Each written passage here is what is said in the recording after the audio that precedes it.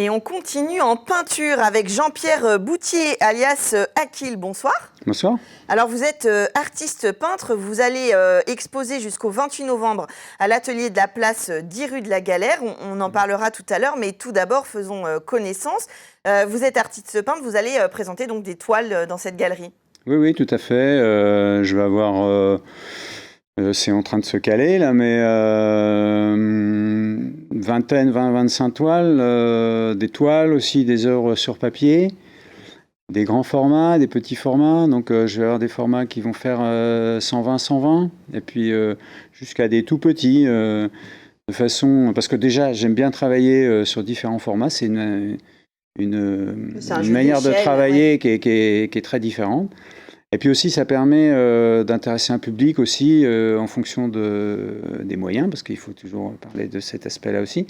Donc, c'est bien aussi de diffuser l'art avec des propositions qui soient accessibles à des petits budgets. Oui, voilà, alors c'est vrai qu'on n'en parle pas souvent, mais j'en profite puisque vous le dites, que évidemment, dans les galeries, les artistes s'exposent pour se faire connaître, mais aussi pour vendre et que leurs œuvres soient achetées. Et bien sûr, le format est déterminant dans le prix des œuvres.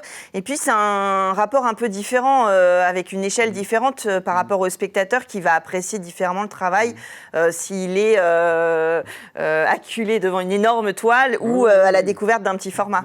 Oui, puis il y a l'espace disponible chez l'acquéreur aussi. Oui, exactement. Alors moi, ce que je fais pour aider un petit peu les choses aussi, c'est que quand ce sont des acheteurs qui sont dans locaux, c'est que je leur prête les toiles, si elles sont relativement grandes, ils essaient de la mettre en évidence chez eux, puis ils voient si ça marche pas, puis voilà. Donc ça permet aussi de mettre en situation, parce que c'est quand même intéressant entre la présentation dans une galerie, oui, et puis la présentation dans un intérieur, le rendu dans un intérieur, ça peut être assez différent.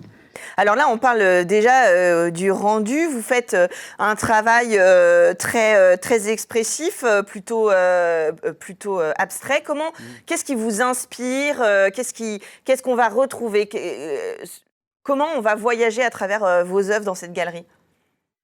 Alors en fait, mon processus créatif naît un peu aussi c'est de l'imaginaire. L'abstrait, c'est l'imaginaire, mais il est nourri de plein de choses. Donc il est nourri de voyage, parce que je suis voyageur, j'aime beaucoup voyager à moto, donc j'ai voyagé dans pas mal de pays du monde, donc c'est aussi une richesse et aussi des sources d'inspiration. Mais aussi, ça paraît un peu curieux, mais je puise mon inspiration en lisant, parce que j'aime lire. Non, c'est pas curieux, c'est ce que je dis tous les jeudis soirs sur Culturel, que tous les arts se mélangent, se nourrissent, se rencontrent, donc la lecture en fait partie. La lecture, la musique, ce sont aussi des sources d'inspiration. Quand j'écoute de la musique, je ne sais pas si je choisis une certaine musique en fonction de mon humeur et comment j'ai envie de peindre, ou si c'est finalement ma peinture qui est influencée par la musique, ou si ce que je peins me fait choisir un certain type de musique. Donc je sais pas, puis je cherche pas trop à savoir. Et puis c'est vrai que, comme vous le dites, il y a beaucoup d'inspiration pour aboutir à des œuvres abstraites, et puis finalement après le spectateur va recevoir différemment et se raconter sa propre histoire à partir des toiles. Bah oui, en fait, moi d'une certaine façon, je commence l'histoire. Oui. Je commence l'histoire, je peins, et après, c'est le spectateur qui la continue, comment il ressent les choses, et chacun reçoit différemment. Et puis, il peut très bien pas recevoir du tout, donc ça veut dire que là, on a loupé quelque chose, que l'abstraction, c'est pas forcément évident à expliquer. Et après, c'est un ressenti. Même moi qui suis habitué à voir de la peinture abstraite, parfois j'ai des vrais coups de cœur, une grande émotion. Je parle de peintre extérieur. Et parfois, je ne ressens pas les choses. Donc en fait, je pense que sur mon travail, c'est exactement la même chose. C'est très personnel. Alors, alors allez-y. Et je parlais de la lecture et de la musique, parce que j'aime bien les expériences croisées aussi. D'ailleurs, vous disiez, les différentes... les arts se rejoignent. Et j'ai plusieurs expériences dans des domaines d'une certaine collaboration. J'avais fait un voyage au Japon et à la suite de ce voyage au Japon, j'ai gardé des contacts sur place et on a eu une collaboration pour la création de foulards en soie à partir de 3 de mes peintures. Voilà, avec un musée qui est dans une ville qui s'appelle Tomioka au Japon, qui est un musée classé au patrimoine mondial de l'UNESCO. Et donc là, on a une belle expérience. Et comme une autre expérience avec une musicienne qui joue de l'orgue de cristal. Donc c'est un instrument très particulier. Il y en a très peu, je crois qu'il y en a une dizaine dans le monde. Et donc j'ai fait la rencontre de Karine Elbert, qui est une musicienne professionnelle de Caen. Qui a joué dans beaucoup de pays au monde. Donc cette rencontre, c'est une belle rencontre parce qu'elle a aimé mes peintures. Et puis elle m'a dit, est-ce que je pourrais travailler sur certaines de tes peintures? Et donc il y a quelque chose qui s'est passé à ce niveau-là. Et elle a travaillé sur 9 de mes tableaux. Et elle a fait 9 compositions. Et ensuite, dans une petite commune autour du Mans qui s'appelle Meurcey et qui est très dynamique au niveau culturel, il y a eu un concert d'organisé avec la mise en présence des tableaux. Et un CD qui est sorti avec un petit livret avec les tableaux. Donc c'était une super belle expérience. Bah oui, une belle collaboration. Justement, j'allais vous demander un petit peu votre parcours. Vous êtes sartois. L'année dernière, vous avez, ou l'année d'avant, je ne sais plus, vous aviez exposé notamment au Parc Monod. Comment vous vagabondez un peu votre parcours pour arriver jusqu'à cette dernière exposition rue de la Galère au Mans? Bien, en fait, antérieurement, j'avais une autre activité. J'avais fait des beaux-arts en architecture. Après, j'ai eu une société dans l'ingénierie de la construction pendant pas mal d'années, que j'ai créée et dirigée. Et puis, je me suis mis à peindre. Bon, j'avais des dispositions qui étaient liées à mon expérience architecturale, on va dire. Et puis, j'ai démarré un peu comme ça, d'une façon un petit peu étonnante, parce que j'étais un après-midi à mon bureau, j'étais un peu fatigué, j'avais envie de prendre l'air, et sans que je m'explique le cheminement, je suis allé acheter du matériel, un chevalet, quelques toiles, de la peinture, et puis depuis, j'ai pas arrêté. Voilà, donc il y a eu... Je sais pas, comme, vous avez fait un burn-out artistique. Ouais, quelque chose comme... je sais pas, je vais pas dire que c'est une révélation, c'est pas de cette nature-là, mais c'est quelque chose qui m'échappe, quoi. Souvent, j'y repense, je me dis, mais pourquoi c'est arrivé comme ça?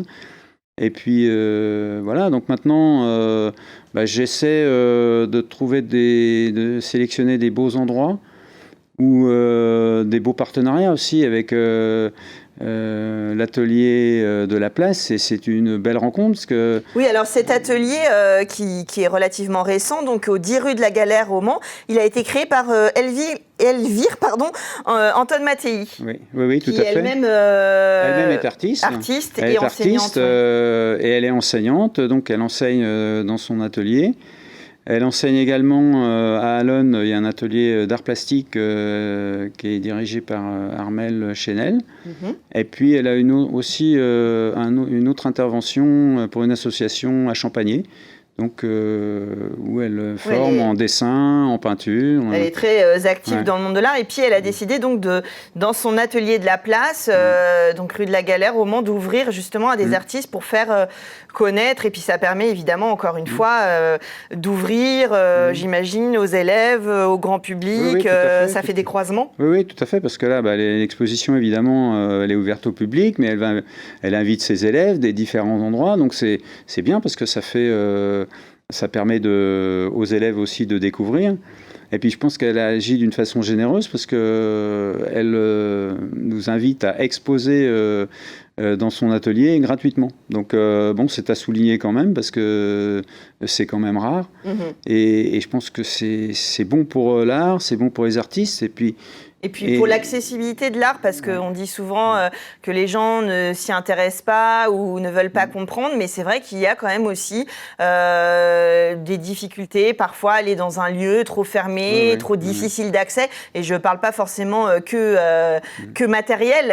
Là, bon voilà, c'est un atelier, c'est un espace qui est ouvert et puis qui est dirigé par une personne accueillante. Ça permet de faire des rencontres et puis d'aller voir ce que c'est.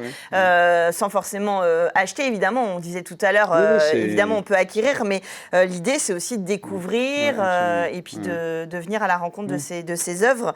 Donc là, vous allez aussi être en présence donc, vendredi 5 novembre, jeudi 18 novembre et samedi 27 novembre. Vous serez présent sur le lieu pour éventuellement aussi justement rencontrer le public qui viendra voir. C'est le but, un petit peu, les personnes qui veulent échanger. C'est aussi un moment où il y a des rencontres, donc d'une part avec le public, mais il y a aussi d'autres artistes qui viennent. Donc c'est des beaux moments d'échange. Et alors, on a pensé que proposer 3 dates, en fait, entre guillemets, c'est presque 3 vernissages, en fait. Oui, bien sûr. C'est presque 3 vernissages à 3 dates différentes. Il y a deux soirées, enfin le vendredi et le jeudi en soirée, et puis le samedi 27 en journée, pour éventuellement, selon les disponibilités de chacun. Et ça, c'est intéressant, je pense, comme formule, parce que je vois les retours que j'ai par rapport aux invitations. Et c'est bien parce que chacun y retrouve son compte. Oui, donc ça c'est parti. Parce que souvent, quand on fait un vernissage, c'est un jour fixe, une heure fixe. Et il y a beaucoup de gens qui disent « Ah ben non, moi je peux pas parce que j'ai ci ou ça ». Là, ça permet d'avoir un éventail plus large. Donc, moi, c'est la première fois que je fonctionne comme ça. Mais je me dis que ça peut être intéressant. D'ailleurs, j'ai eu quelques retours de personnes qui me disent c'est bien comme ça parce que... Sur le paraté. Oui, c'est bien. Donc, c'est... Donc les 5, 18 et 27 novembre, donc 3 dates sur 3 semaines, et puis vous exposez jusqu'au 28 novembre. Je rappelle, donc l'atelier de la place, c'est 10 rue de la Galère au Mans. On vient se balader, découvrir le travail de Akil Création, c'est vous, Jean-Pierre Boutier, et puis vous rencontrer éventuellement pour partager et discuter de vos œuvres, et puis découvrir la galerie d'Elvire Anton Mattei. Merci d'être venu sur le plateau nous en parler. Et puis je compte sur vous pour aller faire un petit tour rue de la Galère au Mans, et nous on se retrouve tout de suite en chanson sur un nouveau plateau.